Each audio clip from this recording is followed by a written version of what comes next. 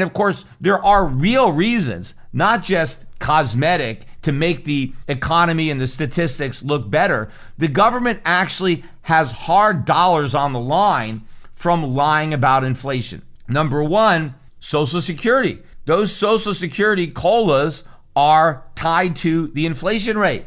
So by reporting inflation lower than it is, the government gets to cut Social Security benefits, which we need to do, but no politician is willing to vote to cut Social Security benefits because they don't want to be held accountable for that vote when they go for re-election. So by lying about inflation, they're able to cut Social Security benefits without being forced to vote to cut them. So that is very politically expedient.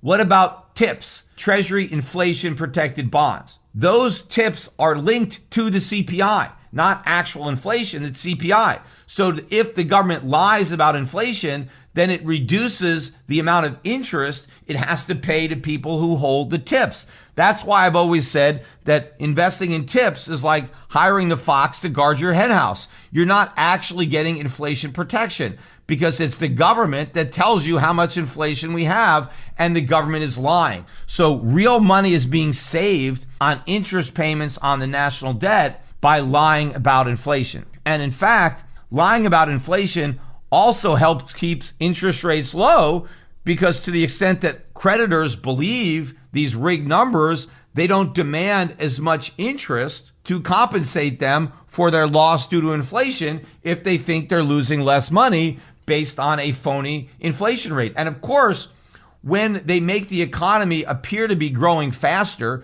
because they understate inflation, GDP is much bigger than it otherwise would be. And so that helps make the debt to GDP numbers look smaller than they might otherwise be. And so it gives creditors a false sense that we can handle all the debt. And of course, the biggest advantage that the government has in artificially low interest rates, which are only possible if inflation is low, is the amount of savings that the government has on interest payments on the national debt, especially since so much of the $29 trillion debt is financed with T-bills.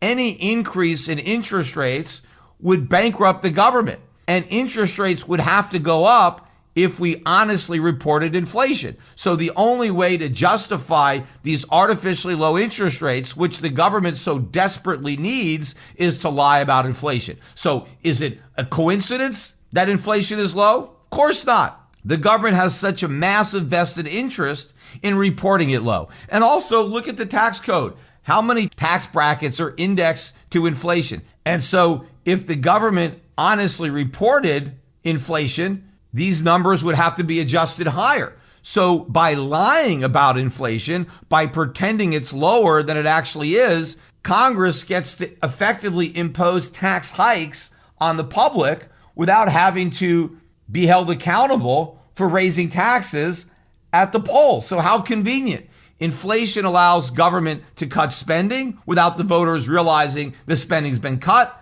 and to raise taxes without taxpayers realizing their taxes have been hiked, right? All this is done in secret, and that's exactly what the politicians want. It serves their political ends, not the public's.